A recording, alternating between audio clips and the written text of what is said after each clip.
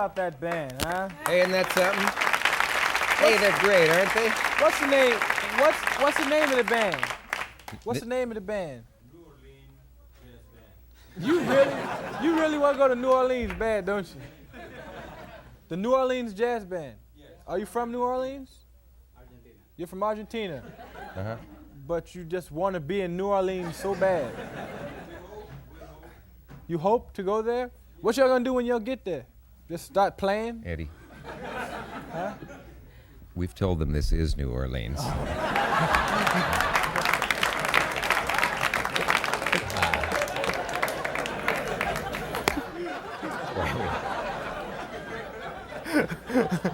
That's why we had the Spanish moss in the dressing rooms.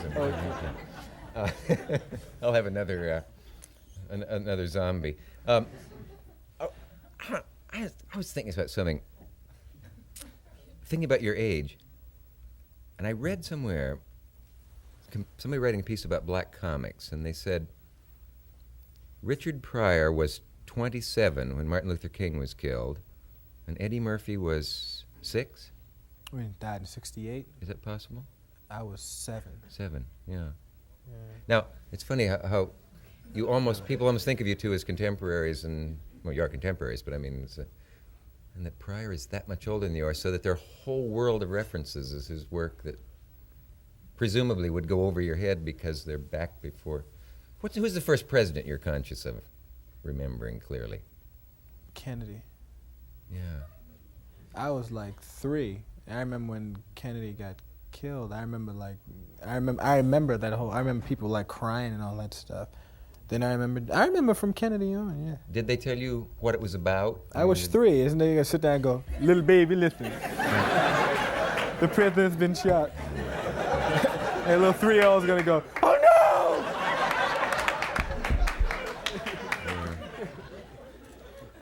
no! I guess the laughter is about the fact that was a dumb question.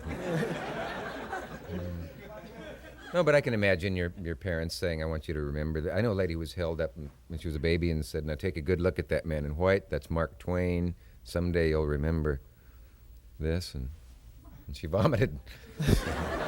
No, but she remembers that clearly, that man in the white suit. You'll want to remember. It's Mark Twain. Have you ever read Mark Twain? Do you like to read Mark Twain? Not a drop. See, that's too bad, because you and he are two of our great comic talents in various ways. You'd love Huckleberry Finn. Oh, I've seen it. On the shelf? No, I mean, I've seen the movie. Oh, seen the movie, yeah. Are you offended by the word nigga in it? Why? Where'd that come from? Did I say that? She's like possessed. No, it's just that there's a big flap in various parts of the country where people want that, great You have to American say novel that, taken yeah. off the shelves because of the word nigger. Nigger Jim is a character. I thought you would say the various parts of the country where they enjoy hearing someone say that on television. Oh, no. And this is cable. It's No, I like we're wouldn't. sitting in Memphis like this. I like that, Cavett, boy.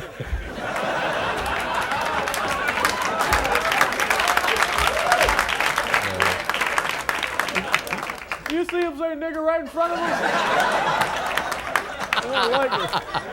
Nigger sitting 2 inches away. He's just looking at Oh, no.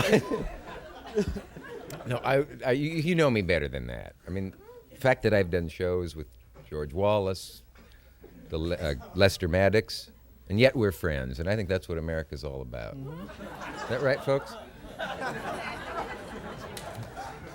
I've always wanted to see that on a show, no applause. I mean, I think this is one of the great countries and that parents should spend more time with their children. Isn't that right, folks? And nothing, no applause.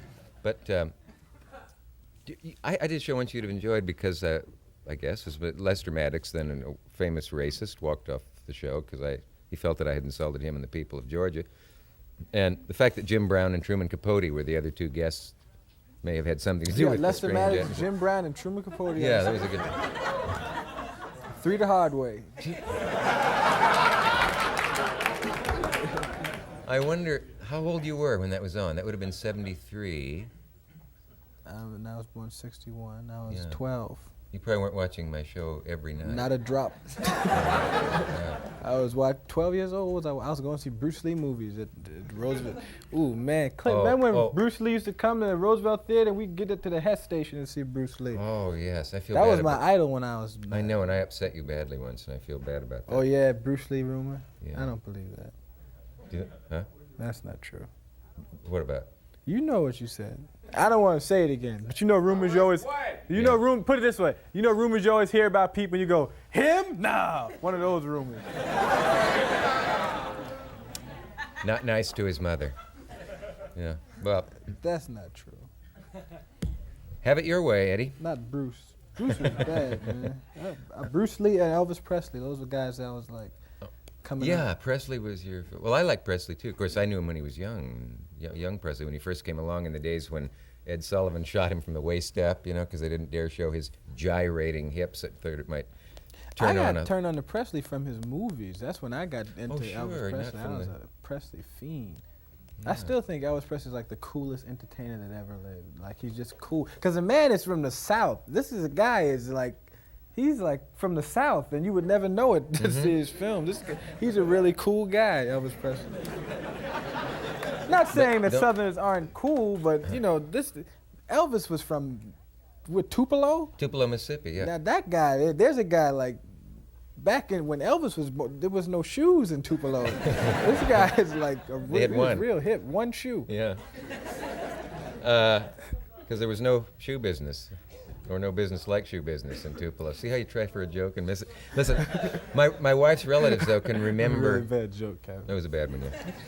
My wife's relatives can remember the following. Hearing on a hot summer day a voice say, Elvis Presley, you get off that fence with that guitar and get inside and do some work. Your wife knew Elvis Presley? He was in Tupelo, right? And when she was relatives of hers and they were in that area... Elvis Presley, get off that fence with that guitar? You get off that fence and do some work. You go and wash your hair. Wash your hair? Yeah. You are the laziest boy. I mean the laziest boy. Your wife is from Tupelo? She doesn't talk like that, but she's and she knew Elvis? No, she's from Greenwood in the Delta. And Elvis was, he was the kid on the fence who was supposed to go in and do some work. Yeah. As Bob Hope would say, hey, isn't that something?